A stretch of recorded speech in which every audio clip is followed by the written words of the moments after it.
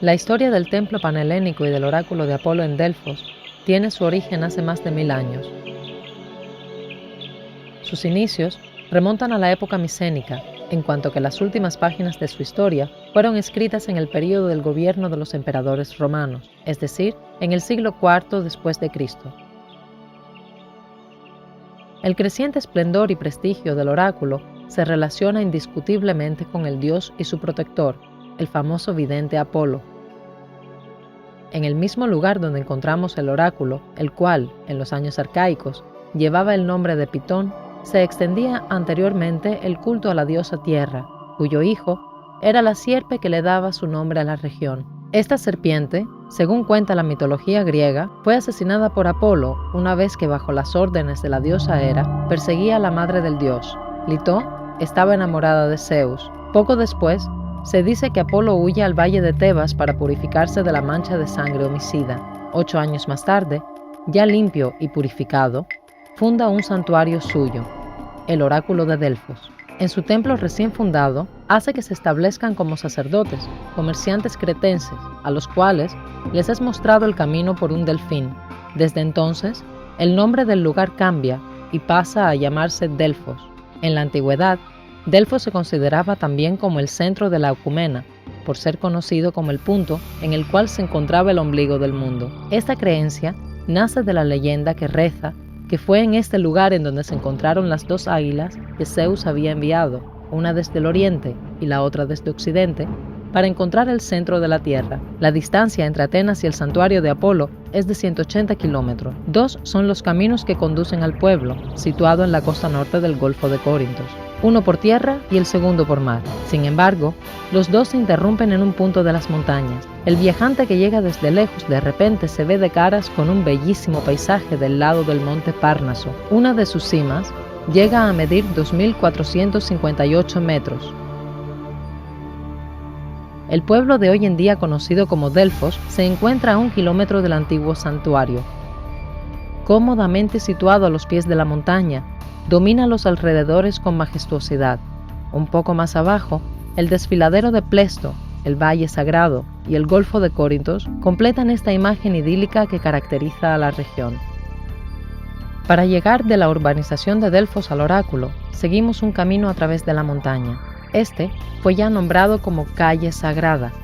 El complejo de Delfos fue uno de los primeros complejos arquitectónicos en Grecia, en cuyo concepto de edificación fueron tomadas en consideración las características de la localización y del recorrido que el cortejo realizaría en las celebraciones del santuario. En este espacio encontró su expresión artística la adaptación de la forma arquitectónica al ambiente natural donde se insería una edificación. Constituyen una innovación los conceptos sobre la relación y necesidad de armonía de las construcciones individuales y el todo que, juntas, conformaban. Todos aquellos que visitan el espacio arqueológico de Delfos comienzan su recorrido por el mercado antiguo, o ágora, en el cual, durante el período romano, muchas tiendas y negocios se hallaban instalados. En ellos, se podían comprar objetos relacionados con el culto a Apolo. La calle sagrada, la cual conduce de forma ascendente hacia el recinto sagrado, ha mantenido hasta nuestros días su forma original. Lo mismo sucede con su anchura, que llega a los 4 o 5 metros en algunos puntos. A la derecha y a la izquierda se encontraban numerosas pequeñas construcciones, los llamados tesoros. Se trata de edificaciones de pequeño tamaño, en forma de templo, en cuyo interior se protegían las ofrendas de las ciudades de la antigüedad griega. Estas construcciones, además de promover el respeto al culto de Apolo, promovían también el poder y la riqueza de aquellos que traían las ofrendas. Uno de los tesoros más importantes, restaurado inigualablemente por especialistas, es el de los atenienses. Fue construido poco después de la batalla del Maratón, el 490 a.C., intentando homenajear la gran victoria de los griegos sobre los persas. En sus fachadas se representan las hazañas de Hércules y de Teseo, como también la lucha entre los atenienses y las amazonas.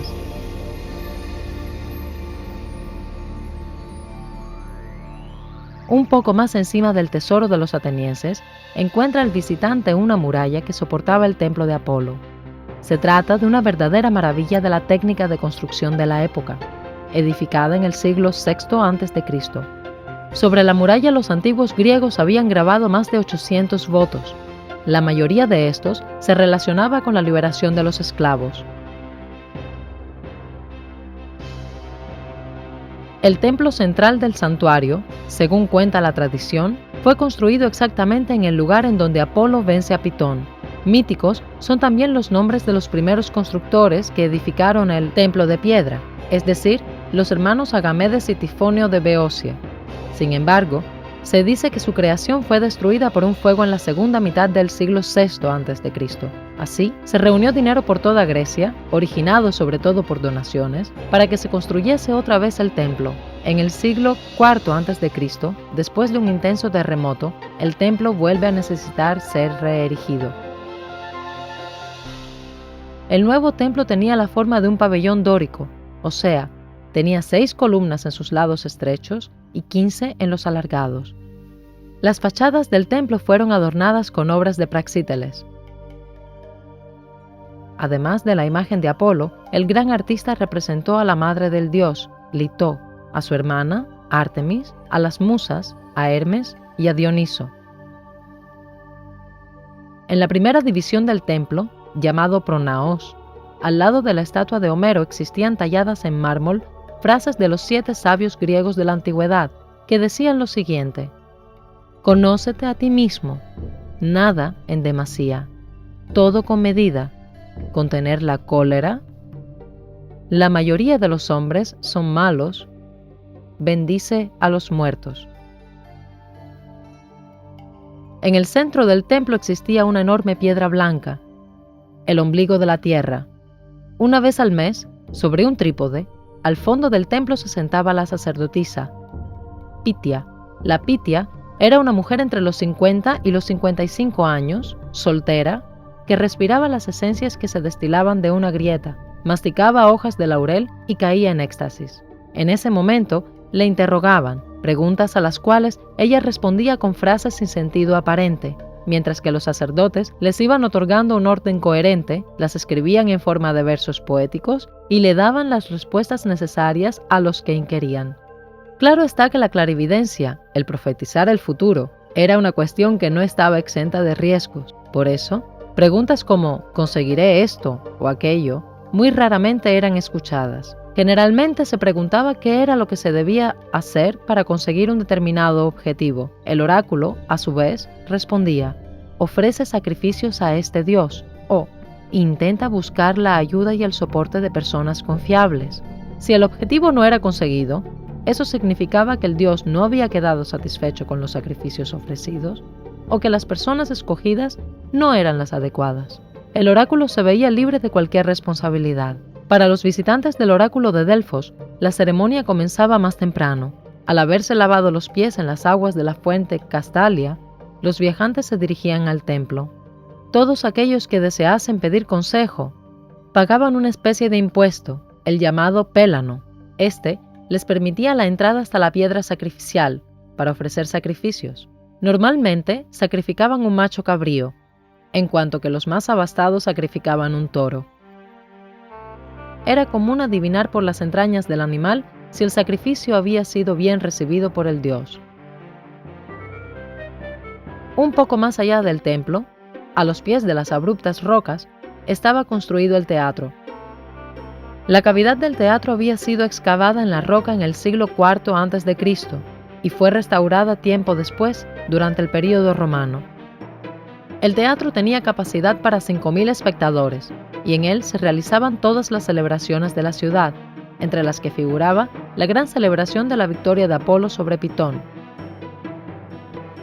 Los concursos teatrales y las competencias deportivas eran una parte fundamental de las celebraciones de las fiestas pitionas, segundas competencias deportivas, en lo que a la importancia se refiere, del mundo de la antigua Grecia.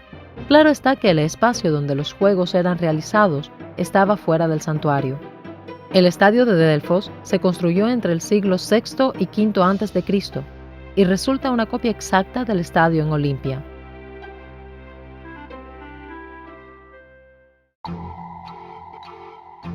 El largo de sus 17 pasillos correspondía a un estadio délfico, es decir, 177,5 metros.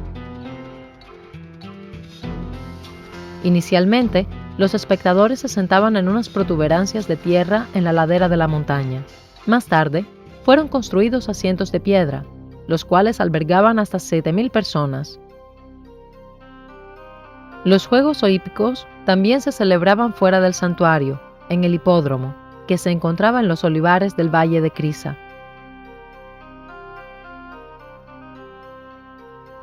La preparación para las pitíonas tenía lugar muy cerca del santuario, en una pequeña abertura algo sobresaliente sobre el desfiladero de Plestos.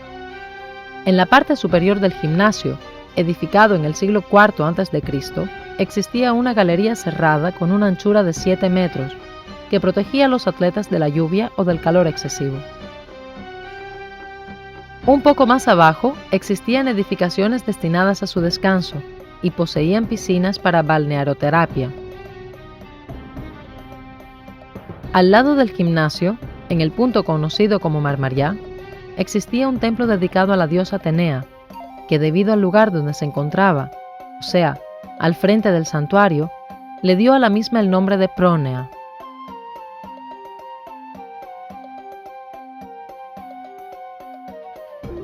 De la construcción del siglo V a.C., hoy en día no se rescatan sino escasas huellas. Muy cerca de allí se encuentra también una de las más misteriosas edificaciones de Delfos, de la cual el uso y su destino permanece desconocido hasta nuestros días por la comunidad científica. Esa construcción se llama Tolos, tenía forma circular y lo limitaban 20 columnas, de las cuales los científicos solamente han conseguido restaurar 3.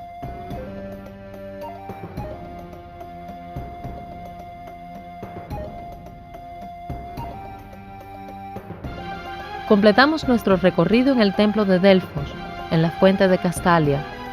La famosa fuente, cuyas aguas brotan de una gruta en la piedra, se encuentra al lado del camino que conduce al templo de Apolo. Los antiguos griegos lobaban el cristal de sus aguas, las cuales eran usadas en rituales de purificación. Se creía que la fuente de Castalia era el lugar de permanencia preferido de Apolo y de las musas. Siendo así, no se tardó en considerársele también una fuente de inspiración. Antes de dejar atrás Delfos, echaremos un vistazo en el Museo Arqueológico, el cual se considera entre los 4 más importantes museos de Grecia. En sus 13 salas renovadas, antes de las Olimpiadas del 2004, se exponen más de 6.000 objetos,